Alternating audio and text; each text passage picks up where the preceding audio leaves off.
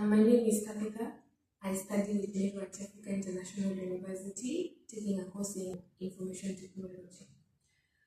Thank you so much, Tabitha, for honoring this invitation to have a dialogue with me on cultural education, to educate my viewers about the importance of girl child education. So today, let's get started. What do you think about the Nuba Sisterhood platform? I think it's a very good platform, especially the fact that it has focused on the girl child education, empowering girls, empowering cultures, especially your culture, that you said they diminish or they don't value girl child education. It's a very good platform to encourage all people from your area. Oh, thank you so much for that. It's a good recommendation, or it's rather a good comment for me to continue doing executing this project. So basically, let's talk about the importance of girl child education. Why do you think it's important? I think girl child education is important because when it comes to a girl, our cultures used to diminish the girl child. But if the girl was educated at that time, she will be able to have the courage to stand for herself, to know what is right, to know what is wrong. Especially education is very good when it helps one to be able to analyze the different situations that we are faced with in our life, and be able to make the right decisions concerning that. For culture, that's very important because our life depends on the decisions that we make in our life. Oh, that's awesome. Thank you so much for that. And so, do you think school is meant for the brilliant girls or ladies who actually just perform well in class, or it's meant for everybody, especially those who don't perform well in school? Like I just said, it helps us to make decisions, but it does not limit us from doing anything. It tells us that it is to tell us that we should do this, we should do that. It will help us in making good decisions. It is not meant for only those who perform well, because even those ones that perform well, they have something that they're good at. And that good thing that they're doing, they can be able to make the right decisions through that. Oh, that's good. That's really nice. So school isn't meant for only the bright girls. It's meant for everybody, and it's a choice. So going to school or staying in school, it's a choice, and it's a good thing for girls. So let's talk about, do you think a boy child is left out in our current world? Because long time ago we've seen that our cultures, most of the African cultures, have focused more on the boy child education, but girl child education was left behind, or a girl is only meant to be at home, or she has a specific roles. How about in terms of education? Like you've just said, our African cultures focused more on the male counterparts, leaving the female counterparts. But we have seen many organizations coming up recently.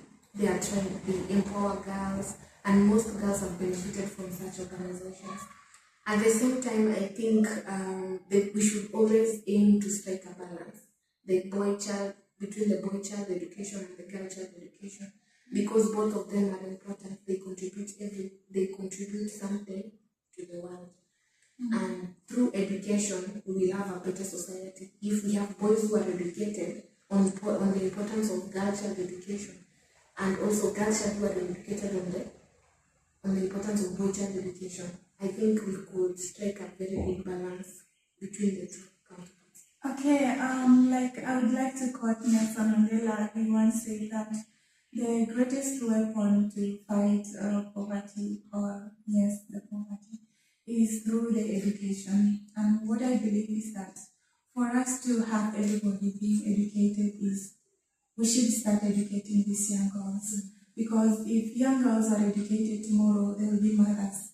And you know what it means to be a mother. If you're a mother to your children, you will take all your children to school, right? And that's what I really focus on. Let's have these young girls taken to school.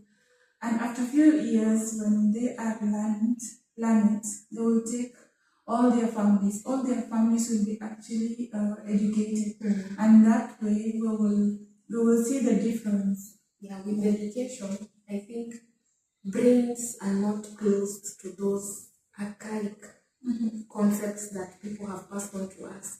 But with education, our brains are enlightened. We are able to see the other side. If we did this, if we did that, if we did this to the girl child and also did this to the boy, the same way we are doing to the boy child, the girl child will be much better, and the society will also be better. Great. So I totally agree with Nelson Mandela saying that an education is the greatest weapon we can use to change the world. So today I will tell us that for us to really educate everybody in our society or to make a change, like finding people who are now able to bring up the education, then we should educate the young girls, because they will really help us to see this change coming faster. Yeah. However, we are not leaving out the boy child. It's really very important as well for us to empower all of them. But like we've said, even there are young girls who do not know their roles, because they have already been set aside by the culture and the society. That it's not what they want. But we can really encourage them to take up the space and find something good for their lives. Yeah. So thank you so much. My last question for you: who do you think is an example or someone that you look up to that has made it in life because of education? I'll start with an example of people who have made it in life. Me and you are a very good example. We haven't made it, but we are going there. Because if we look back at the journey that we have come, it's been so far. It has been hectic. It has taken us a lot. We have suffered a lot. We have also enjoyed a lot. We are also still learning. We're still in the process of learning.